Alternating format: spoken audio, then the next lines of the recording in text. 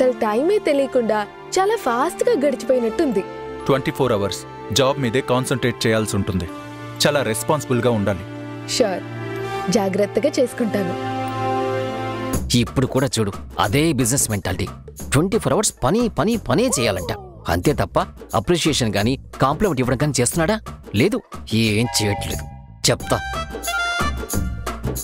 Madam, sir 24 గంటలు మిమ్మల్ని work మీదే కాన్సంట్రేట్ చేయాలంటున్నారు. అర్థమైందా మీకు? అన్నయ్య, అర్థమైంది. 24 గంటలు ఫుల్ ఫోకస్ వర్క్ మీదే పెడతానన్నయ్య. సరిపోయారు ఇద్దరు. సార్ ఏ ఉద్దేశంతో అలా అన్నారో మీకు అర్థం కావట్లేదా? సారు దెప్పి పొడుస్తున్నారు మిమ్మల్ని. నేనెక్కడ దెప్పి పొడిచాన్రా? రోజు మొత్తం పనిలో పడిపోయి మిమ్మల్ని అసలు పట్టించుకోలేదని కదా 24 గంటలు పని మీదే కాన్సంట్రేట్ చేయాలంటూ దెప్పి పొడుస్తున్నారు. రే, నిన్ను చంపేస్తా.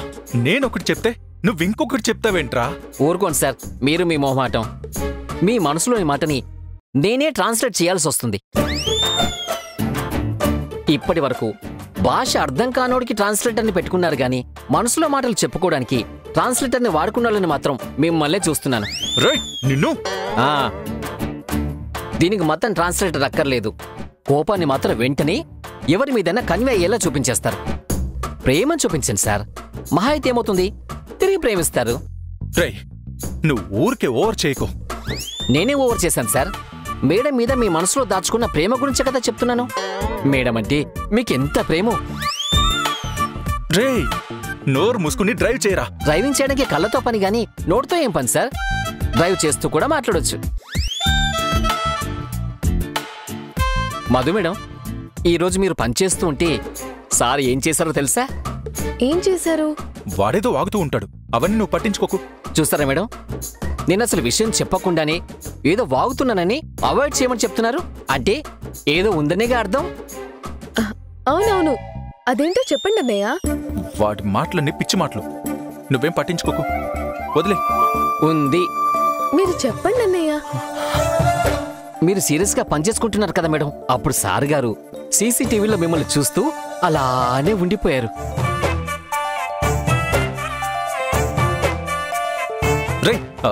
ఊరికే ఇలా లేనిపోనివన్నీ చెప్పకు. అసలు సీసీటీవీలో నేనెప్పుడు చూశాను? అంటే మీరు సీసీటీవీలో మేడం చూడలేదా? చూడలేదు. నువ్వు చెప్తుంది పచ్చి అబద్ధం.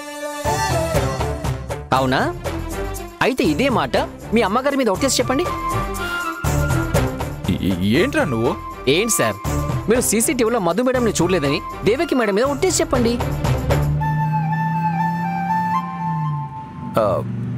నేను చూశాను, కానీ వీడు చెప్తున్న ఉద్దేశంతో మాత్రం కాదు. మరి ఏ ఉద్దేశంతో చూశారు? చెప్పండి సార్, ఏ ఉద్దేశంతో చూశారు? ఇంపార్టెంట్ కాల్, మాట్లాడాలి. నువ్వు నోరు మూసుకొని సైలెంట్గా ఉండు. హలో. మధు మేడం మీకు దగ్గర అవ్వకుండా జాగ్రత్త పడడం కోసం ఉద్యోగం ఇప్పించి 24 గంటలు తన కాన్సంట్రేషన్ వర్క్ మీదే ఉండేలా చూడాలనుకుంటున్నారా? వదులుతానా ఏంటి?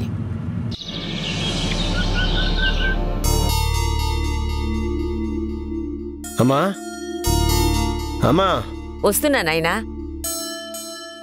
ఏ నాయనా? ఒక్క నిమిషం కూర్చోమ్మా. చెప్పు నాయనా. ఇంకో 2 రోజుల్లో మధుకు పెళ్ళయి 16 రోజులు పూర్తయిపోతుంది. 16 రోజులు పండగ జరిపించాలి కదమ్మా. అవునరా, జరిపించాలి కదా. మరి ఇప్పటి నుంచే ఏర్పాట్లన్నీ కూడా చూసుకోవాలి. ఆ విషయం గురించి మాట్లాడదామనే పిలిచానమ్మా. ఇప్పటికే ఇల్లు బ్యాంకులు తాకట్టు పెట్టున్నాం, బయట కొంత అప్పులు చేసున్నాం, చాలా వరకు నగలు కూడా తాకట్టు పెట్టేశాం. ఇప్పుడు మధు మంగళసూత్రానికి బంగారు చైను, అల్లుడి గారికి చైను ఉంగరం, ఇద్దరికి కొత్త బట్టలు, వియంకుల వారికి విందు, ఇవన్నీ ఏర్పాటు చేయాలి. అలాగే ఈసారి వాళ్ళు వచ్చేసరికి ఇంట్లో ఏసీ బిగిద్దాం అనుకున్నాను, కానీ ఇప్పట్లో అయ్యేలా లేదు. కనీసం కొత్త కూలరైనా తీసుకొచ్చి పెట్టాలి. నిజమే నాయనా, కూలర్ అయినా పెట్టాలి. బాగోదు లేకపోతే. మొన్న వాళ్ళొచ్చినప్పుడే పెద్ద రాద్ధాంతం అయింది కదా. మరి డబ్బుల సంగతి ఏమిటి నాయనా? ఏం చేస్తావు? రమణి నగలున్నాయి కదా, ఆ నగలు ఇవ్వమని చెప్పమ్మా. తాకట్టు పెట్టుకుని తర్వాత విడిపించి ఇచ్చేస్తాను. ఈ విషయం నాకెందుకు చెప్తున్నావురా? రమణితో మాట్లాడి నగలిప్పించమ్మా. నీకేమైనా మతుందట్రా? ఎందుకిలా చేస్తున్నావు? పొద్దున్నే నీ కూతురొచ్చి ఇద్దరికి సర్ది చెప్పి రాజీ కుదిర్చి వెళ్ళింది. నువ్వింకా చిన్నపిల్లాళ్లాగా మళ్ళీ అలాగే ప్రవర్తిస్తున్నావు. ఇది కరెక్ట్ కాదు నాయనా. అదేం లేదమ్మా. ఈ ఒక్కసారికి నువ్వు పిలిచి మాట్లాడు. నేను పిలిచి మాట్లాడమేంట్రా? బుద్ధి జ్ఞానం లేకుండా నీ భార్యతో మాట్లాడి నీ కష్టనష్టాలు చెప్పుకొని తీసుకోవడానికేంటి? రమణి, అత్తయ్యా, మీ ఆయన పిలుస్తున్నారు చూడు. వస్తున్నా అత్తయ్యా. అమ్మా నువ్వు చెప్పమ్మా. చెప్పండి అత్తయ్యా. నిన్ను పిలిచింది మీ ఆయన. చెప్పండి అత్తయ్యా అని నన్నడుగుతావేమిటి? చెప్పండి. ఏం లేదు, మధుని వాళ్ళ అత్తగారి ఫ్యామిలీని 16 రోజుల పండగ పిలవాలి. మంగళసూత్రం గొలుసుకి, అల్లుడిగారి చైను ఉంగరానికి, కొత్త బట్టలకి, ఆ పై ఖర్చులకి డబ్బు కావాలి. చేతిలో చెల్లి గవ్వలేదు. బయట అప్పు కోసం ప్రయత్నిద్దామంటే సమయం సరిపోదు. నీ నగలిస్తే తాకట్టు పెట్టుకొని తర్వాత విడిపించి ఇచ్చేస్తాను.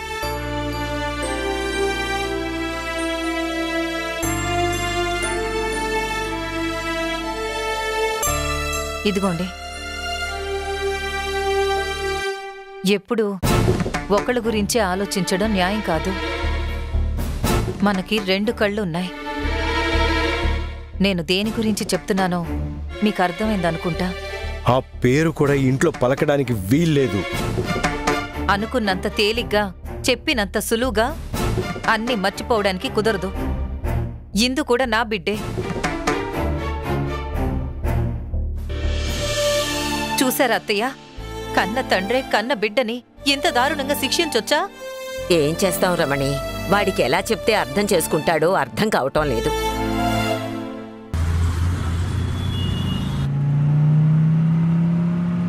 షూర్.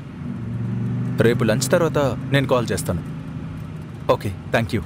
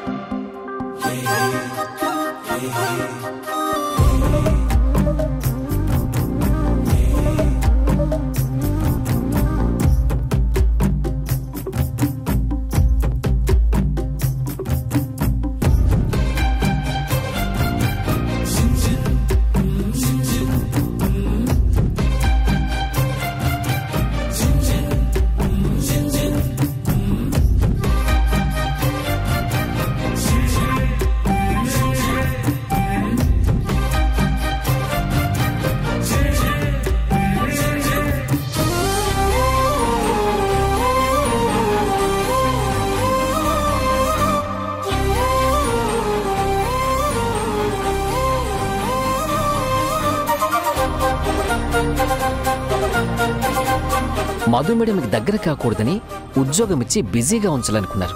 పాపం రోజంతా కష్టపడి ఆ స్ట్రెస్తోనే ఇప్పుడు ఆదమర్చి మీ భుజం మీదే వాలి సేద తీరుతున్నారు. కొన్ని అంతే, ఎంత వద్దనుకున్నా ఇలా జరిగిపోతూ ఉంటాయి. ఇప్పుడు చూస్తా ఈయన గారు ఏం చేస్తారో.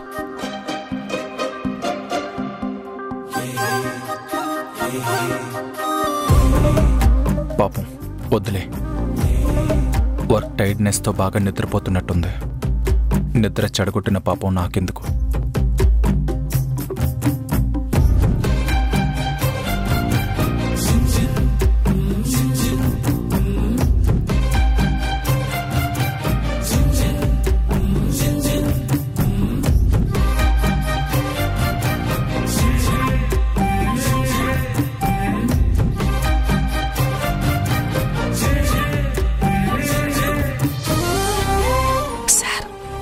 ఏదైనా మంచి పాట పాడొచ్చు కదా సార్? దేనికిరా? మేడం గారు ఆదమర్చి మీ భుజం మీద వాలిపోయి నిద్రపోతున్నారు కదా సార్. రే, ఇక్కడేంట్రా నీ చూపు? నోరు మూసుకుని ముందు చూసి డ్రైవ్ చేయి. అలాగే.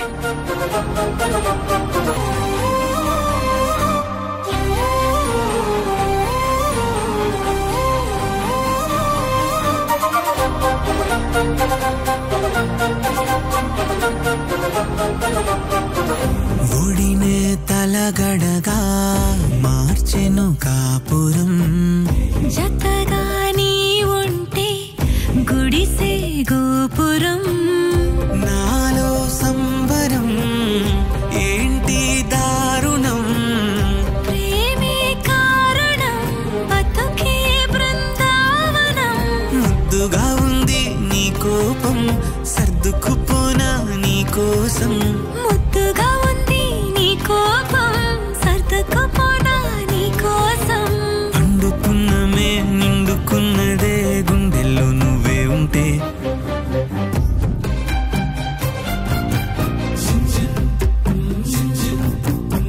భగవంతుడా, నీ సన్నిధిలో వీళ్ళిద్దరినీ మూడుముల బంధంతో ఒకటి చేశావు.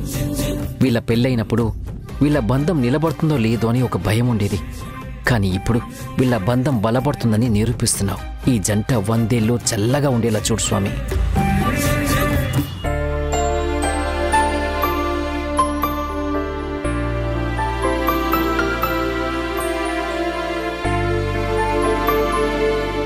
ఇందు, ఇదిగో నీకోసం ఫ్రూట్స్ తీసుకొచ్చాను, తిను. నేను తర్వాత తింటాను. అక్కడ పెట్టేసి వెళ్ళండి. నన్ను చాలా హర్ట్ చేస్తున్నావు ఇందు. మీరు మీ అమ్మ వాళ్ళు నన్ను హర్ట్ చేసిన దానికంటే నేనేం హర్ట్ చేశాను? జరిగిపోయిన దాని గురించి ఇలా మాట్లాడి నన్ను ఇంకా హర్ట్ చేయకు. నీకోసం ప్రేమగా ఫ్రూట్స్ తీసుకొచ్చి కట్ చేసి తినిపిస్తుంటే అవాయిడ్ చేస్తున్నావు. ఇది నాకు చాలా ఇన్సల్టింగ్గా ఉంది.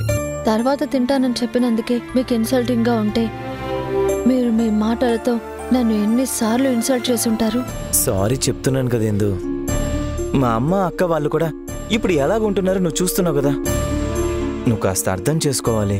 బాగా అర్థమవుతోంది నాకు. బాగా అర్థం చేసుకునేనా నాతో ఇలా మాట్లాడుతున్నావు? మా చెల్లెలు డబ్బున్న ఇంటి కోడలు కాబట్టి అనుకోకుండా మా చెల్లెలు ఇంట్లో అడుగు పెట్టేసరికి మీ అందరిలో ఎప్పుడూ లేని మార్పు వచ్చేసింది. ఉన్నట్టుండి ఏదో మాయ చేసినట్టు ఇలా మంచోళ్ళైపోయారు. అదేం లేదెందు. మనుషులు ఎప్పుడు ఒకేలా ఉంటారా ఏంటి? డబ్బు లేకపోవడం ఎవ్వరికైనా ఒక స్ట్రెస్సే. ఆ స్ట్రెస్లో ఏదో అలా పిచ్చి పిచ్చిగా ప్రవర్తిస్తుంటారు. అయినా అదంతా అయిపోయింది కదా, అది గతం. ఇప్పటి నుంచి అలా కాదు. నేను కూడా బిజినెస్కి సంబంధించిన ఆలోచనలన్నీ పక్కన పెట్టి ఏదైనా ఉద్యోగం చేసుకోవాలి అనుకుంటున్నాను. మనిద్దరం కలిసి కొన్నాళ్ల పాటు మంచిగా ఉద్యోగం చేసుకుని కొంత డబ్బులు కూడబెట్టి లేకపోతే చిన్న చిన్న ఇన్వెస్ట్మెంట్లు చేసుకొని కొంతకాలం తర్వాత మన దగ్గర కనీసం 50% పెట్టుబడైనా ఉన్నప్పుడు మంచి బిజినెస్ స్టార్ట్ చేద్దాం అనుకుంటున్నాను. అంతవరకు నేను ఉద్యోగమే చేస్తాను. ఇద్దరం కలిసి జాబ్ చేసుకుందాం ఇందు. ఏంటి నవ్వుతున్నావు? ఆ నవ్వుకి అర్థమేంటి? నేనేం ఎగతాళిగా నవ్వలేదు. నాలో నేనేదో తలుచుకొని చిన్న నవ్వు నవ్వాను అంతే తప్ప నేను నిన్ను అవమానించాలనైతే నవ్వలేదు. ప్లీజ్ ఇందు, ఇప్పుడు నీ ఇష్టానికి తగ్గట్టే బ్రతుకుదామంటున్నా కదా. నువ్వు ఏం చెప్పినా వినాలనుకుంటున్నాను. నేను ఉద్యోగం చేస్తాను. రేపటి నుంచే ఉద్యోగ ప్రయత్నాలు కూడా మొదలు పెడతాను. నువ్వు నన్ను నమ్మించడానికి ఎంతో నిజాయితీగా మాట్లాడడానికి ప్రయత్నిస్తున్నావు. ప్రయత్నించడం కాదెందు, నేను నిజంగానే నిజాయితీగా చెప్తున్నాను. నన్ను నమ్ము. మీరు నిజంగా మారుండి 100% మనస్ఫూర్తిగా మీ మనసులో నుండే ఈ మాటలు వస్తున్నా నేను నమ్మే స్థితిలో లేను. ఎందుకంటే ఆల్రెడీ చాలాసార్లు నమ్మి మోసపోయాను. ఇప్పుడు మీరు చెప్పేది నిజమైనా అబద్ధమైనా నాకేం పెద్దగా తేడా తెలియట్లేదు. ప్లీజ్ ఇందు, ఈ ఒక్కసారికైనా నన్ను నమ్ము. నిజంగానే నేను మారిపోయాను. నేను మారినా కూడా నువ్వు నమ్మకపోతే నేను ఏం చేయను? నమ్మకం అనేది నీ మాటల వల్ల నాకు కలగదు, చేతల వల్ల కలుగుతుందేమో చూద్దాం. ఆ ఉద్యోగం ఏదో చేస్తానన్నావు కదా, అదేదో చేసి చూపించండి, అప్పుడు ఆలోచిస్తాను. తప్పకుండా ఇందు, తప్పకుండా నేను ఉద్యోగం చేసి చూపిస్తాను. నేను ఏంటో నిరూపించుకుంటాను.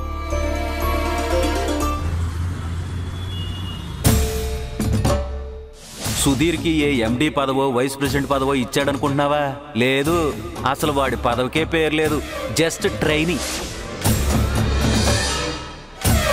దేవకి, ఇదిగో తిను. వద్దు, ఇప్పుడేమైందని అంత సీరియస్గా ఆలోచిస్తున్నావు? నువ్వు ప్లాన్ చేసినట్టే అన్నీ జరుగుతాయిలే.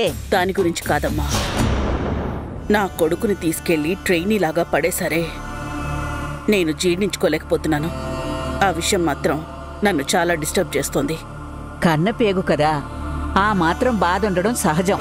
కానీ ఇప్పుడు నువ్వు చెయ్యాల్సింది సుధీర్ ఉన్న పరిస్థితి గురించి బాధపడ్డం కాదు, వాణ్ణి మంచి స్థితిలో ఎలా కూర్చోబెట్టాలి, కోట్ల ఆస్తికి వాణ్ణి మాత్రమే పూర్తి వారసుని ఎలా చెయ్యాలో దాని గురించి ఆలోచించు.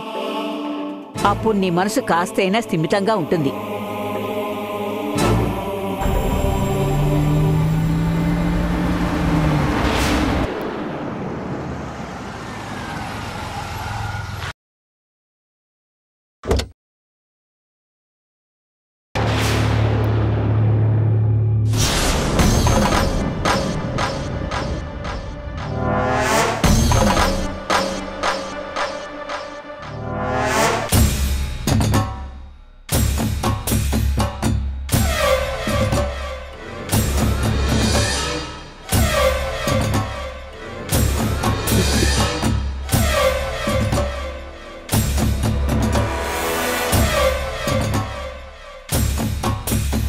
అమ్మో అమ్మో, ఇది వాడి చెయ్యి పట్టుకుని వాడి భుజం మీద వాలి నిద్రపోయేంతవరకు వచ్చేసిందా?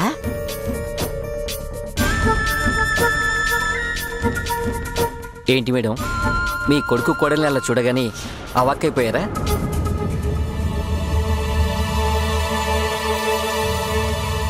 మధు మధు మధు మధు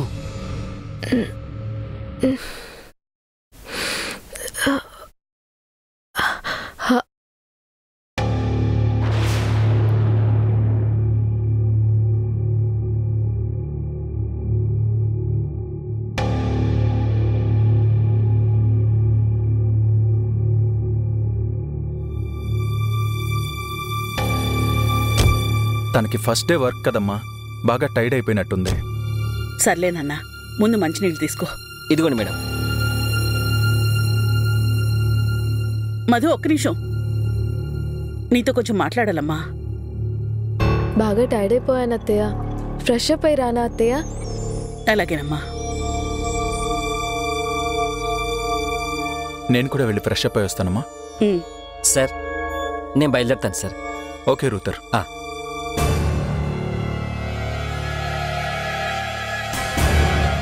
చూశారు కదా మేడం, మీ కొడుకు కోడలు ఎంత హ్యాపీగా ఉన్నారు. మీరు కూడా ఊహించుంటారు కదా వాళ్ళిద్దరూ ఇంత త్వరగా దగ్గరైపోతారని. నేను షాక్ అయిపోయాను. వాళ్ళిద్దరూ అన్యోన్యంగా కలిసిమెలిసి ఉండాలని మీరు ఎన్ని దేవుళ్ళకు మొక్కుంటారు, అవన్నీ ఫలించేస్తాయి. మొక్కులు తీర్చేసుకోండి. నువ్వు మరీ కుయ్యకు. ఆ పిల్ల అలసట్లో ఆదమర్చి అలా నిద్రపోయింది అంతే.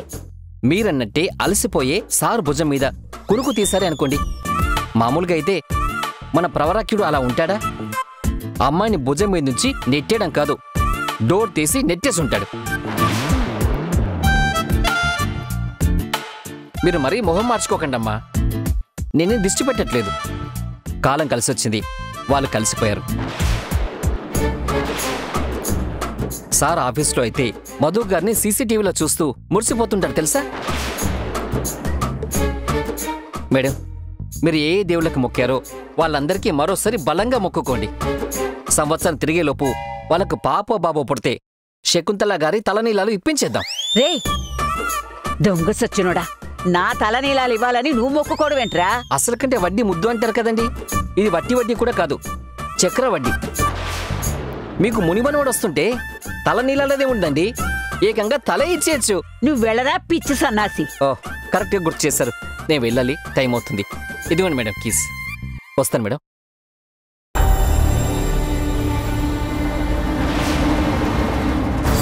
రెండు నిమిషాల ముందు నేను నీకు ధైర్యం చెప్పాను. ఇప్పుడు వీళ్ళని చూశాక నాలో ఉన్న ధైర్యం మొత్తం పోయింది. పైగా కొత్త భయం మొదలైంది. ఇదేం కర్మదేవకి మనకి? ఏదో ఒక రకంగా అన్నీ మనం అనుకున్నట్టే జరుగుతాయి అని అనుకునే లోపే మనకి తెలియకుండానే మనం ఊహించినవన్నీ జరిగిపోతున్నాయి. వాడి పక్కన నుంచోడానికి కూడా అవకాశం ఇవ్వకూడదు అనుకుంటే అది ఏకంగా వాడి చెయ్యి పట్టుకుని వాడి భుజం మీద వాలి నిద్రపోయేదాకా వచ్చింది. రాని అమ్మా, పెరుగుట విరుగుట కొరకే అంటారు కదా. ఎంత పెరుగుతుందో పెరగని, దాన్నెలా విరవాలో నాకు తెలుసు.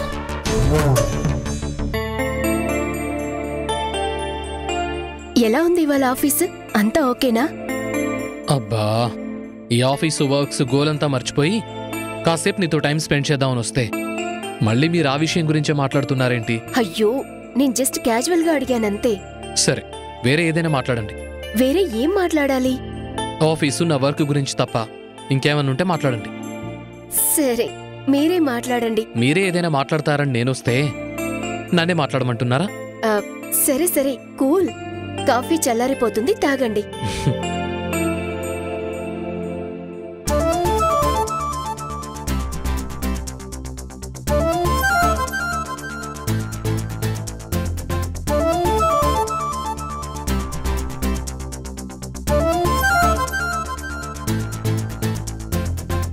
మీ పర్సనల్ ఇష్యూస్ మీద కాకుండా పని మీద దృష్టి పెట్టండి.